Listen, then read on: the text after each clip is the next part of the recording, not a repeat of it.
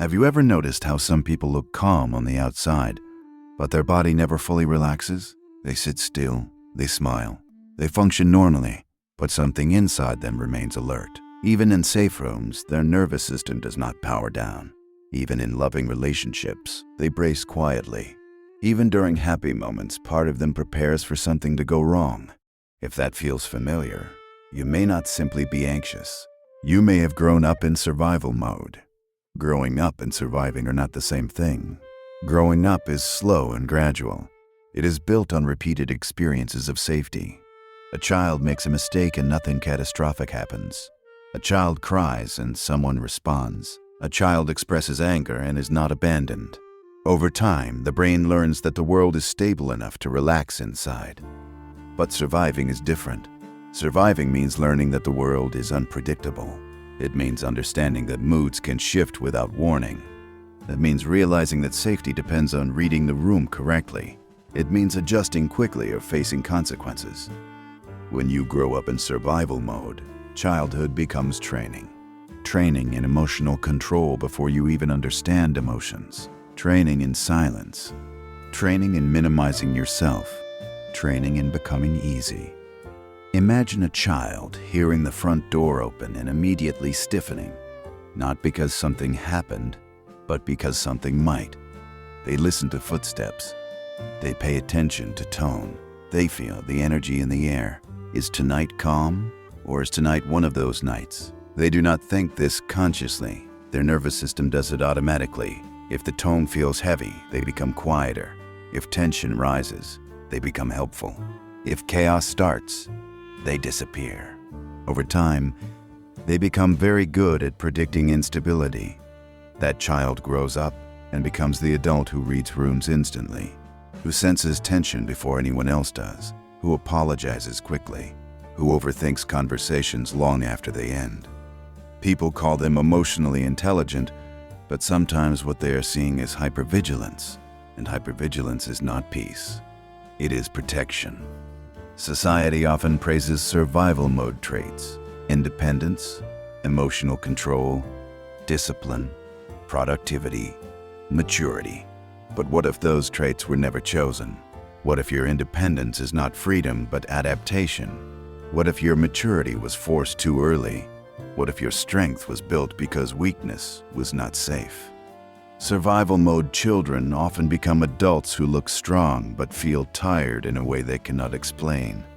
Tired not from effort, but from constant alertness. When your nervous system grows up in unpredictability, it calibrates itself to tension. The brain becomes efficient at detecting threat. Stress hormones release more easily. Alertness becomes normal. Over time, that state stops feeling like stress and starts feeling like identity. This is why calm can feel suspicious. Consistency can feel temporary. Stability can feel fragile. You crave safety, but you do not trust it. You want love, but you brace inside it. You want rest, but your body whispers that you should stay ready. There is a painful paradox here. You desire peace, but peace makes you uneasy. You desire intimacy, but closeness triggers fear. You desire stability, but part of you expects collapse. When safety did not last in childhood, your nervous system learned to treat calm as temporary. Now, even when your environment changes, your internal system may still operate as if danger is nearby. Many people who grew up in survival mode attach their worth to usefulness. Being useful reduced conflict. Being helpful reduced criticism. Being successful created temporary safety. So achievement became armor. Productivity became identity.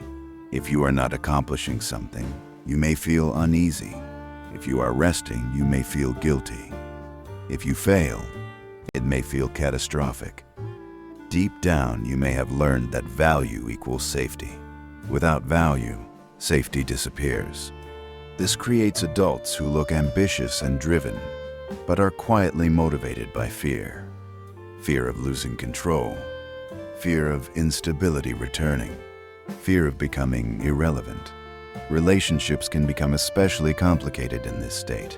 You may crave connection deeply, Yet the closer someone gets, the more vulnerable you feel. In childhood, the closer someone was, the more power they had to hurt you. So now intimacy can activate both desire and defense. You may lean in and then pull away. You may want reassurance but struggle to ask for it. You may overgive to avoid feeling needy. Small changes in behavior can trigger large internal reactions. A delayed message may feel heavy. A canceled plan may feel personal. A small disagreement may feel threatening. You may criticize yourself for overreacting, but your nervous system may still be reacting to old patterns. Survival mode compresses time. The body does not always distinguish between then and now.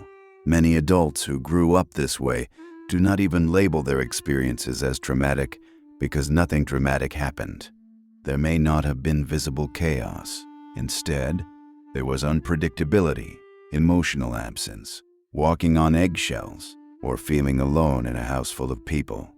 So you minimize it. You say others had it worse. You tell yourself you are fine. But if you are fine, why does peace feel unstable? Why does rest feel unsafe? Why do you struggle to soften completely? A child in survival mode learns that their needs are secondary. Their emotions are inconvenient. Their softness is risky. So they disconnect from parts of themselves. They become the responsible one, the strong one, the stable one. That identity sticks, but strength that was forced too early comes with a cost.